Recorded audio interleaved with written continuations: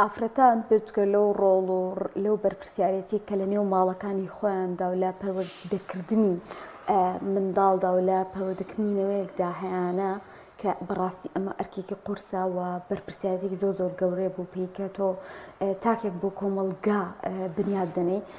ئێستا ڕۆڵی و بەرپرسیارەتی تریشیان هەیە بەوەی کە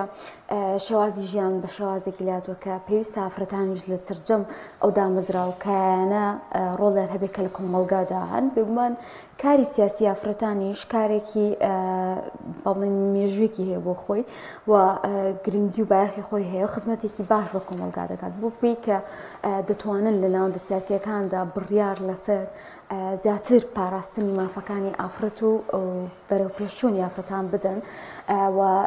نمونەی زۆر باشمان هەبوو لە ئاینی پیرۆزی ئیسلامدا و چەندین سەرکردی ئافرەتمان هەیە. بۆ ئەوی کە زیاتر باس لەم بابەتە بکەین میوانداری خات و ئامینە مەحموودمان کردووە بانخواست کە ڕاستەوخۆ لە شاری هەولێرەوە لەگەڵمانە. خات و ئامینە سڵای خوات لێ بەم کاتت باش سپاس بۆ ئامادەبوونت. ڕۆڵی ئافرەتان چۆن دەبینی لە کۆمەلگادا و بە تایبەتیش لە کاری سیاسیدا؟ پێشەکەی وعليك السلام ورحمة الله وبركاته. من زۆر سپاستانەکەم، سپاسی هەستی بەرزانەکەم. ڕۆڵی ئافرەت ڕۆڵێکی گشتیە لە ئیسلامدا. ئافرەت لە ئیسلامدا ڕێزی هەیە و ڕێزی تایبەتی هەیە. خی پەروەردگار ڕێزی لێگرتووە و ئەو مافانەیە بۆ پاراستووە وەکەوە کە لە قورئان و سنەتدا هاتووە. زۆر باشە پێویستە ئافرەت بەشێکە لە ناو بەشێکی بەڵە فەرموو خاتوانین. ئافرەت بەشێکی تایبەتە لە ناو کۆمەلگەدا وەکو چۆن بەشیەکە وەکو چۆن پیا و بەشێکە لە ناو کۆمەلگای کاری سیاسیات ئافرەتیش بە هەمان شێوە. زۆر باشە پێویستە وشیاری خانمان چۆن بێت بووی کە بەشداری بکەن لە کای سیاسەکانی کۆمەلگا، ینی ئەو پرسە سیاسیانی کە دێنە پێشەوە لە هەڵبژاردن بێت لە بۆ نمونە ڕیفراندۆم یان هەر بابەتێکی دیکە تا چەند گرنگە وەعی وشارێکی وایان هەبێت بتوانن لێک تێگەشتنیان هەوێت بۆ پرۆسانی کە دێنە نێو کۆمەلگا و ئەوانش بەشدار بن تێیدا.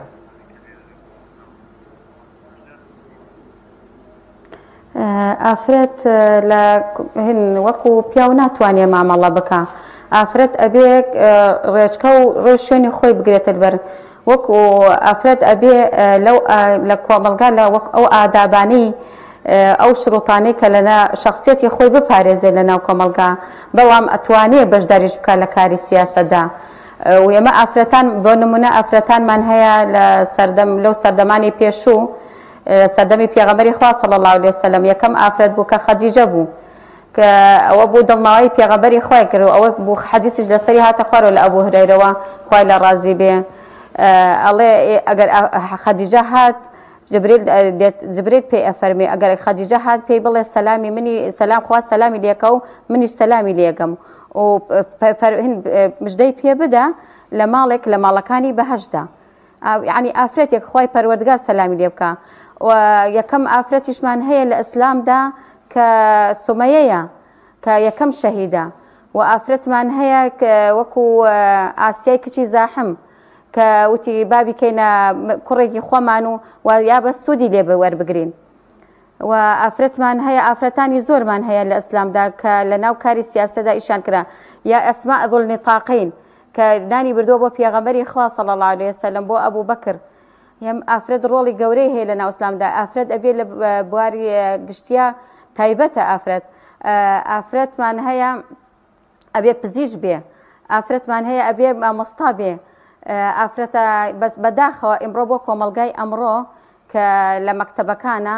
پیا و ئافرەت تێکەڵە کە پیا و دەرس وانە بە ئافرەتەڵێ و ئافرەت بوانە بە پیاو دەڵێ ئەوانە ئەبێ جیا بکرێتەوە لە ناو ئیسلامدا. ئەبێ ئێمە بە سونەرەکانی ئەوە تێپەڕین خوای پەروەردگار چی ئەمری پێمان کردووە بەگوێی ئەو هەڵس و کەوتکەین با تێکەڵی نەبێت ئافرەت بۆ ئافرەت پیاوش بۆ پیا.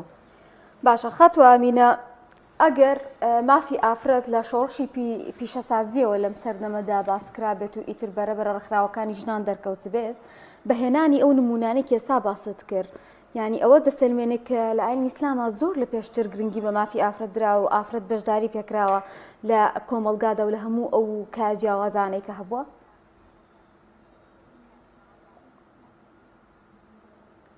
بەڵێ هین ئافرەت گرنگی پێدرراوە لەو ئیشانەکە کردیاتی ئافرەت تایبەت بووە پێغەمبەر وەکو جاری وا بووە پێغەمبەری خوا صلی الله عليه وسلم پرسوڕای بە ئافرەتەکانی کردووە جاری وا بۆ ئافرەتەکانی قیادە بووە ئافرەت قیادە بووە قوڕعی بۆیان کردووە لەگەڵ خۆیان ێ بردوێتی بۆ غەزا هەر جارێ و خێزانێکی بردووە ئافرەت ڕۆڵی تایبەتی هەبووە لە ناو کۆمەلگا ئافرەت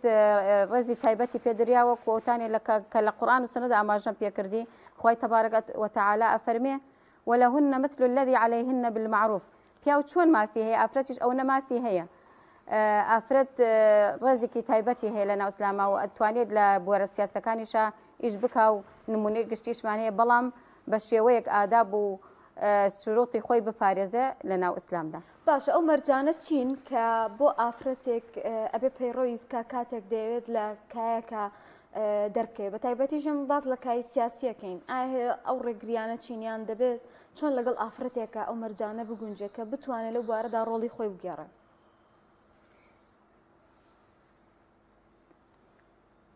ئافرەت ئەبێ هێن خۆی بپارێزە کاتێ ئیشی کرد وەکو پیاو ناتوانێت کارەکان ئەنجامدا بەڵام ئەتوانێت خۆی بپارێزێت لە ڕوانگە شەرعیەکان و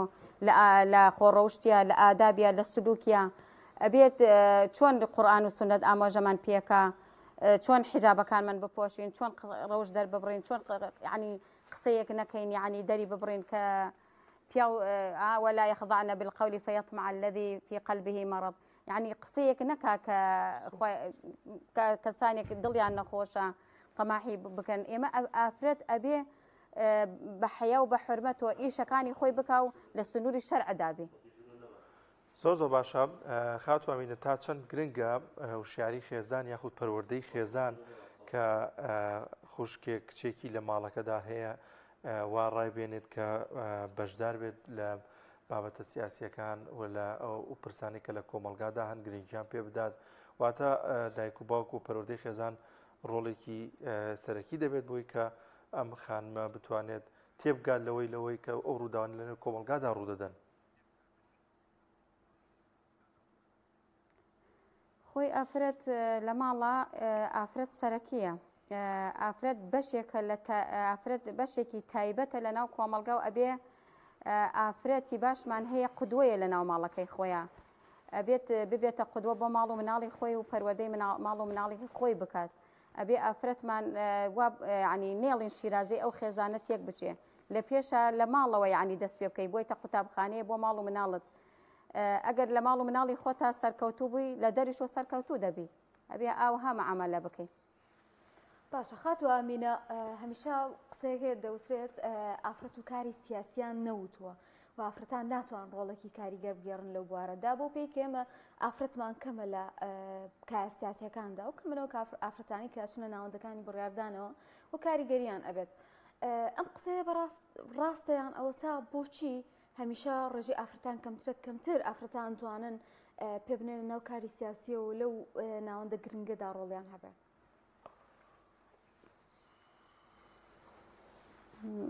ئەوە ئارە هەیە کەمێک لە ئاراکان ئەوانە ئەڵێن بەڵام ئارایی بە قووەتیشمان هەیە وەکو بەڵقیسا کە سەرۆکی هۆزەکەی بووە کە کاتێ دانیشتنیانە کرما كنت قاطعة أمرا حتى تشهدون هیچ کاتێک من قسێکی ئێوەم نەبڕیوە کە ئێوە دانیشت بوون لەسەری ئافرەتمان هەبووە وەکو ئەوەتانێ کە ئەو باسم بۆت کرد کە پێغەمبەری خوا صلی الله عليه وسلم پرسوڕای بە ئافرەتەکان نەکرد کە هەر کاتێک غەزایەک بووە هەر جار و خێزانێکی ئەبرد لەگەڵ خۆیان ئافرەت ڕێ پێدراوە بەڵام بەچی بە شێوەیەکی شەرعی خۆی بپارێزێت لەو سنوورەکانی شەرعدا خاتوانینە تا چەند گرنگە هەم پیاوان هەم ئافرەتانیش شارەزایەکی باشیان لە سیرەی پێغەمبەری عەزیزمان نەبێ صلی الله عليه وسلم بۆی کە تێبگەن هەم پیاوان تێبگەن کە پێغەمبەری عەزیزمان صلی الله عليه وسلم ڕێگەی داوە بە خانمان بەشدار بن و دەرسی پێوتونەتەوە یان زۆر شتی دیکەوە خۆت ئاماژت پێکرد ئەمە تا چەند گرنگە هەمومان شارەزایەکمان هەبێت بۆی کە پیاوێک لە ماڵەکەدا ڕێگر نەبێت لە کۆمەڵێک بابەتی شەرعی بۆ خوشکەکەی بۆ خێزانەکەی والله ئەوە حەدیثێکمان هەیە پێغەمبەری خوا صلی الله عليه وسلم بێ هەموو کەسمان شارەزا بین لەم دینە و ئیش بکەین لە مجتەمەعە وەکو پێغەمبەری خوا صلی الله عليه وسلم فەرمێ من سلك طريقا إلى العلم سهل الله له طريقا إلى الجنة ئەبێ هەمومان ئەو ڕێچکەیە بگرین لەبەر و خزمەت بکەین بە هەردووە بەڵام ئافرەت ناتوانێ وەکو پیا و کارەکانی ئەنجام بدا ئافرەت ئەبێ کار بکە لە بواری سیاسیە بەڵام ئەبێ ڕێچکەی خۆی بگرێ لەبەر ئەوە ئەبێت هەموو کەسێک هەموو ئافرەتێک تاکی کۆمەڵدا ئەبێک خزمەت بکات لە ماڵەوە بێ لە دەرەوە بێ لە خستەخانەوە بێ مامۆستا بێ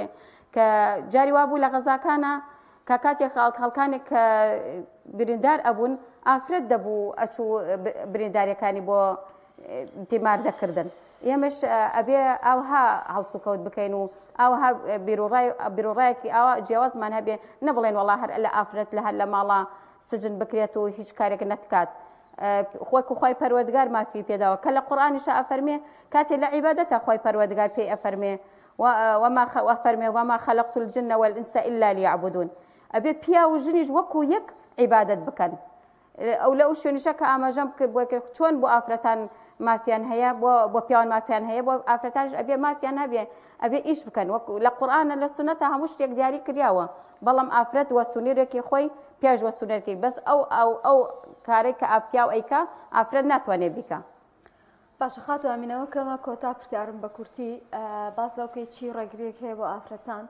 و چ شتێک بکەن بۆی کە لەم بوارە زیاتر هەنگاو بنێن و بەرەو پێش بچن و بتوانن ڕۆڵ و کاریگەری خۆیانیان هەبێت. وەڵام من خۆم بۆ خۆم یعنی ئەڵێم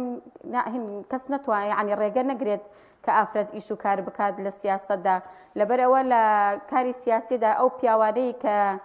هانە کاری سیاسیات ناتوانین ئیشی ئافرەت جێبەجێ بکەن ئافرەت خۆی بۆ خۆی ئەزانێ ئافرەت چ مەعانەتێکی هەیە چ کێشەیەکی هەیە ئافرەت لە ئافرەت تێدەکا پیاو ناتوانێت ئیشەکانی ئافرەت جێبەجێ بکە ئافرەتان ئەبێ ئیش بکەن بەڵام پیاو ناتوانێت لە ئافرەت تێ بکە ئەبێ هەموو ئافرەتێک هەڵدات ئیش بکات ئیتر لە هەر بوارێکا بێ لە مامۆستایی بێ لە کاری سیاسیا بێ لە خەستەخانە بێ لە پەروەردە بێ ئەبێ ئافرەت بەشداری لە ئەو ئیشانە بکە و یعنی ڕێگیری لێ نەکرێت. هاتووەمێن تا چەند گرنگە پشتگیری یەکتری ئافرەتان بۆ یەکتری لە کایە سیاسیەکاندا بۆ نمونە هەمیشە بەردەوام ئەوترێت بۆ نمونە لە هەڵبژاردندا کاندیدێکی ئافرەت کەمتر لەلایەن خانمانەوە پشتگیری دەکرێت ئەمە بۆ چی ئەگەڕێتەوە ئەمە تا چەند گرنگە خانمان لە نێو خۆشیاندا پشتگیری یەکتر بن بۆی کە بەشدار بن و ڕۆڵیان نەبێت لە کایە سیاسیەکاندا.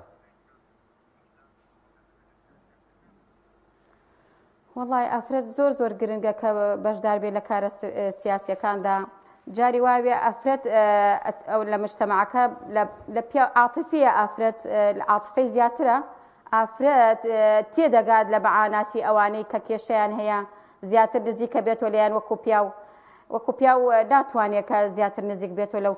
ئیشانەی کە ئەیکات لەو کار و کردەوانی کە ئەیکات ئافرەت ضرورە لە